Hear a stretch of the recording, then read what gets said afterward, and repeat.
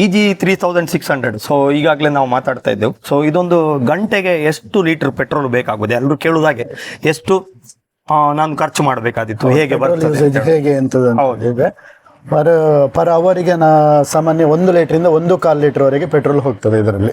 Full load ಹಾಕಿದ್ರೆ full load ಹಾಕಿದ್ರೆ 1.5 ಲೀಟರ್ನವರೆಗೆ ನಮಗೆ ಫ್ಯೂಯಲ್ ಕನ್ಸಂಪ್ಷನ್ ಅಂತ ಒಂದು 1.25 1.5 ಮ್ಯಾಕ್ಸಿಮಮ್ ಅಂದ್ರೆ 1.5 1.25 1.5 ಲೀಟರ್ ಅಲ್ಲಿ ನಮಗೆ ಮ್ಯಾಕ್ಸಿಮಮ್ ಆಗಿ ನಾವು ಪೆಟ್ರೋಲ್ ಕನ್ಸಂಪ್ಷನ್ ಆಗ್ತದೆ. ಹೌದು, ಕನ್ಸಂಪ್ಷನ್ ಆಗ್ತದೆ.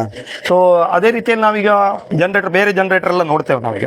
ಸೊ ಈ ಬೇರೆ ಜನರೇಟರ್ ನೋಡುವಾಗ ನಾವೀಗ ಹೇಳ್ತೇವೆ ಎಲ್ಲ ಲೋಡಿನ ಮೇಲೆ ಡಿಪೆಂಡ್ ಆಗಿದೆ ಅಂತ ಹೇಳಿ. ಕೆಲವರು ಬಂದು ಕೇಳುದುಂಟು, ಅಂದ್ರೆ ನಮ್ಮಲ್ಲಿ 2 HP ಪಂಪ್ ರನ್ ಆಗ್ಬೋದಾ ಅಂತ ಹೇಳಿ ಇಟ್ಕೊಂಡು. ಸೊ ಇದು 2 HP ಪಂಪ್ ಎಲ್ಲ ರನ್ ಆದೀತಾ ಇದರಲ್ಲಿ 2 HP ಪಂಪ್ ರನ್ ಆಗುದಿಲ್ಲ. ಇದರಲ್ಲಿ 1.5 HP ಪಂಪ್ ಆರಾಮ್ಸೆ ರನ್ ಆಗ್ತದೆ. ಸೊ ಮನೆಯಲ್ಲಿ ಸಾಧಾರಣ ಮನೆಗೆ ಯೂಸ್ ಆಗುದು 1.5 HP ಪಂಪ್ ಯೂಸ್ ಆಗುವಂತದ್ದು. 2 HP ಅಂದ್ರೆ ಈಗ ತೋಟಕ್ಕೆಲ್ಲಾದ್ರೆ ಯೂಸ್ ಮಾಡುವಂತದ್ದು 2 HP ಪಂಪ್ ಇರುವಂತದ್ದು. ಓಕೆ, 2 HP ಇದೆಯಾ ನಿಮ್ಮ ಹತ್ರ? ಏನಾದ್ರು 2 HP ಗೆ ಬೇಕಾದ್ರೆ 2 HP ಇದೆ ನಮ್ಮ ಹತ್ರ. 5 kV ಜನರೇಟರ್ ಬರ್ತದೆ 2 HP ಅಲ್ಲಿ.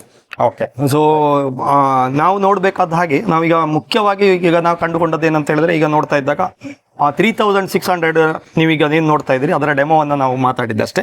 ಬೇರೆ ಬೇರೆ ಜನರೇಟರ್ಗಳು ನಮ್ಮಲ್ಲಿ ಇಲ್ಲಿ ಲಭ್ಯವಿದೆ. ಸೊ ಖಂಡಿತವಾಗಿ ನೀವು ಅದನ್ನು ಮುಂದಿನ ದಿನಗಳಲ್ಲಿ ಬೇರೆ ಬೇರೆ ಸಾಧ್ಯವಾಗುವ ನಾವು ಅದೇ ರೀತಿಯಲ್ಲಿ ವಿಡಿಯೋ ಮಾಡಿ ತೋರಿಸುವ. ಈಗಾಗಲೇ ನೀವು 1.5 HP ರನ್ ಮಾಡುವಂಥದ್ದು ನೋಡಿದ್ದೀರಿ. ಸೊ 1.5 1.25 1.5 ಲೀಟರ್ನವರೆಗೆ ಪೆಟ್ರೋಲ್ ಕನ್ಸಂಪ್ಷನ್ ನಾವು ಮಾತಾಡಿದೆವು. ಸೊ ಅದರಿಂದ ಖಂಡಿತವಾಗಿಯೂ ಮನೆಗೆ ಮತ್ತೆ ಒಂದು ಅಂಗಡಿಗೆ ಅಥವಾ ನಮ್ಮ ಕೃಷಿ ಚಟುವಟಿಕೆಗಳಿಗೆ ಖಂಡಿತವಾಗಿ ಇದು ಬಳಕೆ ಆಗ್ತದೆ. ಹಾಗಾಗಿ ಇದರಿಂದ ಹೆಚ್ಚಿನ ಕಿಲೋವ್ಯಾಟ್ಗಳು ಬೇಕಾಗಿದ್ದಲ್ಲಿ ಖಂಡಿತವಾಗಿ ಇಲ್ಲಿ ದೊರೆಯುತ್ತದೆ. ದೊರೆಯುತ್ತದೆ. ಹಾಗಾಗಿ ಮುಂದಿನ ವಿಡಿಯೋದಲ್ಲಿ ಅದನ್ನು ಕೂಡ ನಾವು ನಿಮಗೆ ತೋರಿಸಲಿಕ್ಕೆ ಪ್ರಯತ್ನಗಳನ್ನು ಮಾಡ್ತೇವೆ.